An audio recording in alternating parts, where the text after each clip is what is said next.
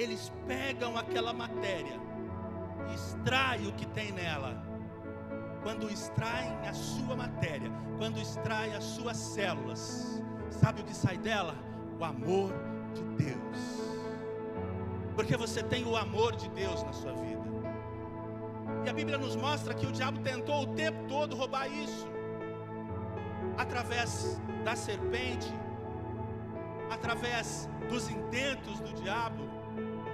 Mas em nome de Jesus, o Senhor disse sobre cada um de nós que aqui estamos, sobre aqueles que lá estavam no passado, que nenhuma condenação há para aqueles que estão em Cristo Jesus, que não andam segundo a carne, mas andam segundo ao Espírito. E o que é o Espírito? O sopro de Deus nas nossas vidas.